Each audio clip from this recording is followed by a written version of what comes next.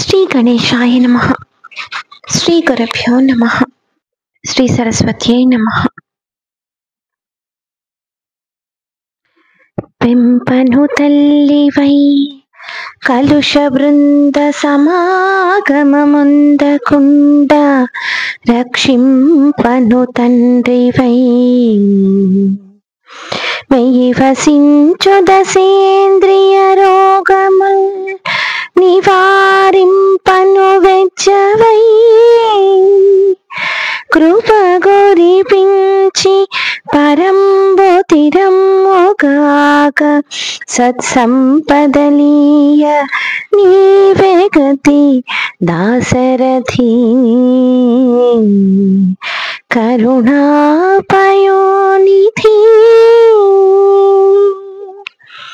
అంటూ విన్నవించారు భద్రాచల రామదాసు గారు తన ఇష్టదైవమైన దాశరథి శ్రీరామచంద్రునికి. స్వామి, దాశరథి నన్ను పోషించడానికి తల్లిలాగా, దోషాలను పాపాలను పొందకుండా రక్షించడానికి తండ్రిలాగా, ఈ శరీరంలో కలిగే 10 రకాలైన రోగాలను తొలగించడానికి వైద్యునిలాగా, శుభప్రదములైన సంపదలను అనుగ్రహించి మోక్షలక్ష్మిని స్థిరం చేయడానికి కూడా నీవే నాకు దిక్కు కదా స్వామి అని అన్నారు. భగవంతుని తల్లిగా, తండ్రిగా భావించి ప్రార్థించడం సనాతన ధర్మంలో ఎప్పటి నుంచో ఉంది కదా. త్వమేవ మాతాచ పితా త్వమేవ, త్వమేవ బంధుశ్చ సఖా త్వమేవ, త్వమేవ విద్య ద్రవిణం త్వమేవ, త్వమేవ సర్వం మమ దేవ దేవ అని ప్రార్థిస్తాము.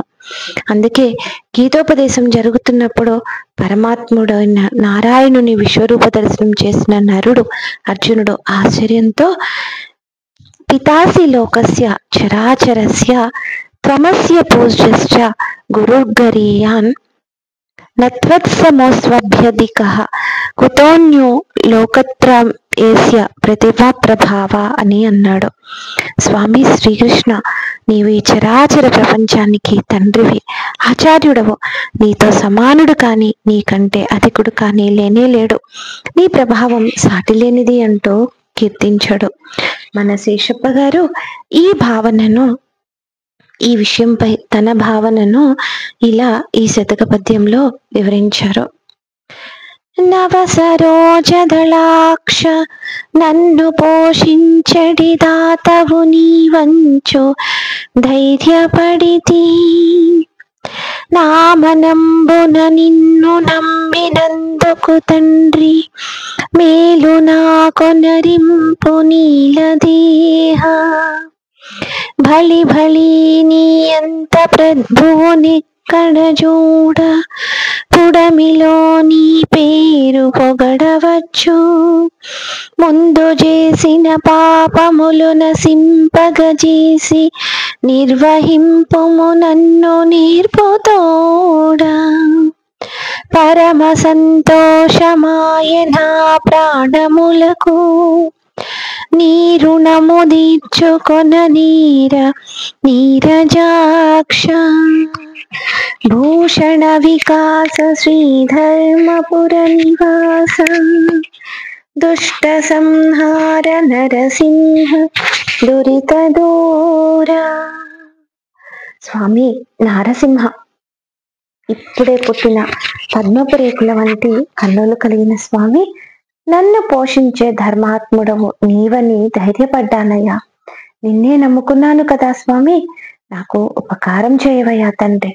నల్లని వాడ, బలి బలి, నీ అంతటి వాడిని అసలు లోకంలో చూడలేదయ్యా. నిన్నెంతైనా సరే పోడవచ్చయ్యా. నా పూర్వజన్మల్లో చేసిన పాపాలను పోగొట్టి నన్ను నేర్పుతో నడిపించవయ్యా. నాకు ఎంతో సంతోషంగా హాయిగా ఉంది. ఇంతటి ఉపకారాలు చేసే నీ రుణాన్ని నేను తీర్చుకోలేనయ్యా తండ్రి అంటూ చెప్పారు. ఇలా స్వామి దయా స్వభావాన్ని రామదాసు గారు, శేషప్ప గారు తెలిపిన భావాన్ని 12-13 శతాబ్దాల్లో జీవించిన యథావాక్కుల అన్నమయ్య అనే మహానుభావుడు తన సర్వేశ్వర శతకంలో ఇలా వివరించారు.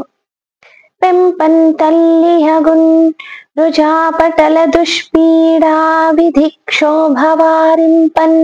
వైద్యుండగున్ కుమార్గ విధులన్ క్రీడింపబోకుండ శిక్షింప బల్లిదుడైన తండ్రియగో సుశ్రీమంతుగానింతయున్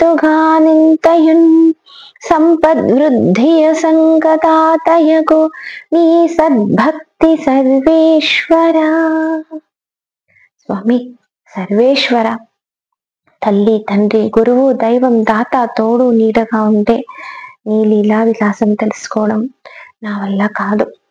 వీటన్నింటినీ కూడా నీ పట్ల నాకున్న సద్భక్తి ప్రసాదిస్తుంది అంటూ భారతీయ చలనచిత్ర చరిత్రలో మకుటాయమానమైన చిత్రరాజం మాయాబజార్లో 2 నిమిషాల్లో ఒక అద్భుతమైన పాటలో స్వామి స్వభావాన్ని ఇలా వివరించారు. ఒకరికి ఖేదం ఒకరికి మోదం సకలము తెలిసిన నీకు వినోదం.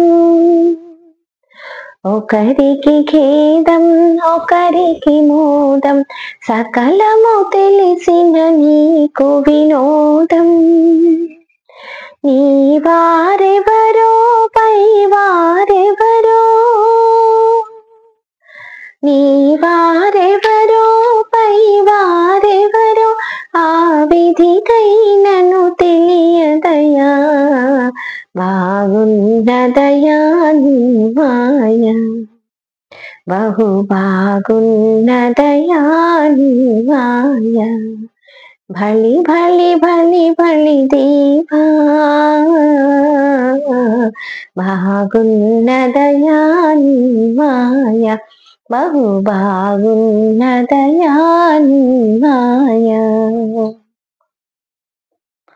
సుఖ దుఃఖాలతో గుంజాటన పడు లోకము నీ చెలగాటమయ.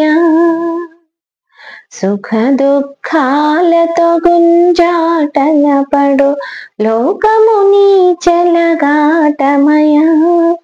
లీలలు మాయలు నీ గుణ కథలు, లీలలు మాయలు నీ గుణ కథలు తెలిసిన వారే ధన్యులయా. బాగున్నదయా నీ మాయ, బహు బాగున్నదయా నీ మాయ. భళి భళి భళి భళి దేవా, బాగున్నదయా నీ మాయ, బహు బాగున్నదయా నీ మాయ. ఇదంతా స్వామికి లీలా వినోదం అయితే మరి ఆ స్వామి మనల్ని అనుగ్రహించేలాగా మనం ఎలా వేడుకోవాలి?